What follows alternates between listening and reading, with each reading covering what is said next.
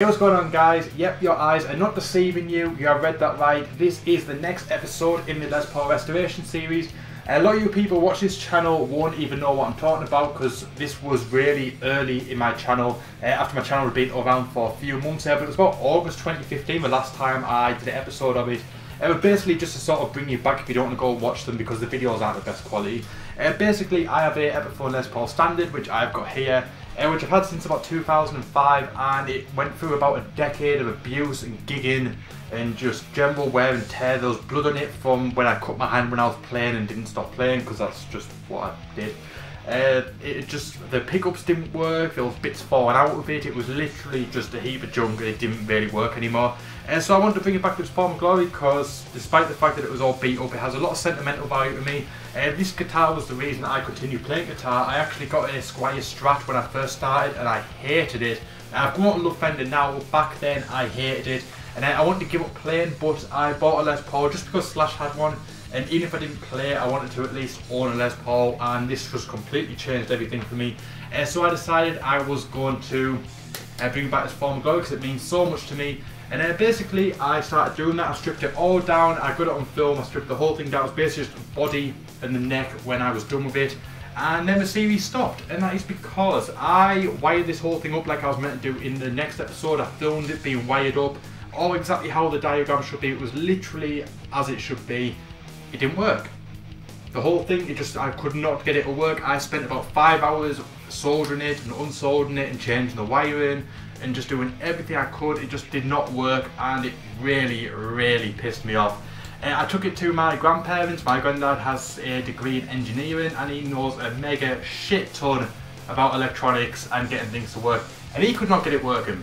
And so I took it to my local guitar guy, my guitar tech, who I always go to when I've got an issue, I need some fixing, or I need some advice when it comes to doing some maintenance work, and he couldn't get it working. And the strange thing is, we basically took all the wiring out and we just went one bit at a time. We checked to make sure the jack definitely worked. We checked it, we wired each pickup just to the jack one by one, with no pots or anything, just the pickup to the jack, just to confirm they were working. Both pickups were working. We wired each pickup to the volume pot, so I took the bridge pickup and put it to the bridge volume pot, connected that to the jack, that worked. Did it the same with the neck, that worked. Did the rhythm, the volume pot and the master tone pot, that worked. Did it with the neck volume and the tone, that worked. Put them all together, didn't work. And we could not figure it out. We tried for hours to get this thing to work and it just did not work. And I just said, you know what, fuck it, I really don't care. And so this project, it got on my nerves that much that I just put it in a different room and I left it till about 2 months ago. So it's been about 10 months and I thought, nah, I'm gonna give it a go. I really want to get this thing working.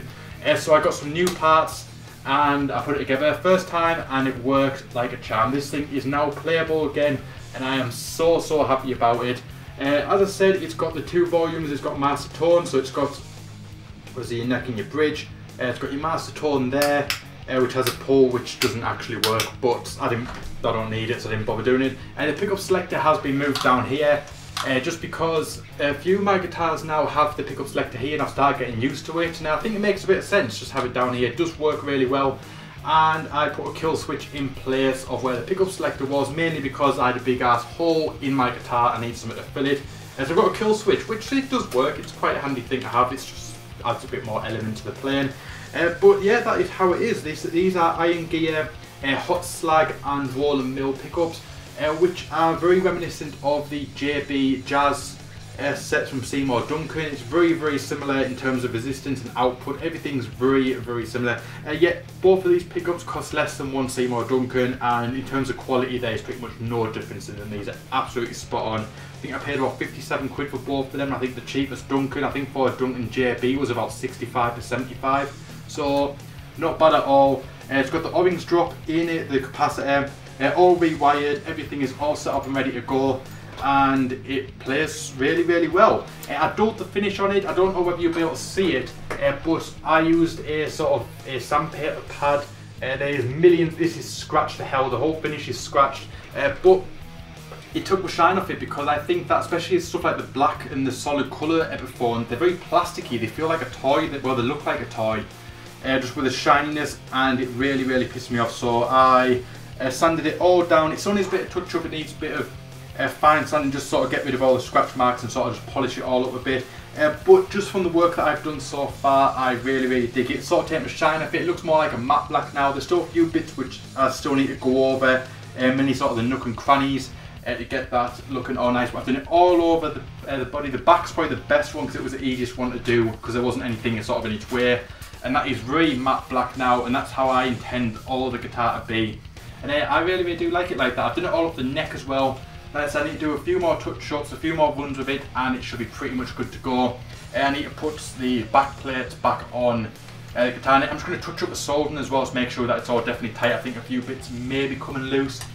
Because it didn't have strings in it for like a year nearly, I need to do a bit of truss rod adjustment to it, which I'll be doing. And I was originally going to leave the tuners as they are stock, but I don't think they're holding up that well now, so I'm going to replace them. So I was going to make a video originally just finishing the series, but there's still a bit of work that I need to do now that I've been spending a bit of time with it. So I'm going to be continuing the series. I'm going to be doing some touch-ups with it. I'm going to be putting all the parts back together. I'm going to be adjusting the truss rod and changing the tuning pegs, and then this series will be pretty much done. So probably 1 or 2 more videos on this series and we'll be good to go. Then I'll be doing a final demo of the finished product on how this guitar sounds, and I can start reviewing the 2 pickups as well for a separate video. And yeah, it's finally good to start getting the series back in order. It's been so long in the making, and if you guys remember the original series, episode from the series, you'll know that it's been probably about a year now. And I apologise for that, but this one really pissed me off so much that I just gave up on it. But I wanted to finish what I'd started, and I didn't want to let something with so much sentimental value just go to waste and just sit there in a heap on the floor. So here it is pretty much back to life now, a bit more work to do, and then you'll start seeing this in a lot more videos because this really is my pride and joy. Despite the fact that all multiple, more expensive and better quality guitars, this guitar just really fits like a glove. There's no other way to describe it. It's as if it was meant for me. This has been with me through every gig that I've ever played. I've played it in every band since I was like 15. And yeah, it's so good to have it back, and I can't wait to sort of have it feature on the channel more. On that note, that is the end of the video. Just a quick little update, just let you guys know that this series is going to be continued and it will be finishing very soon. My name is Doodles, thank you so much for watching, and I'll see you guys next time.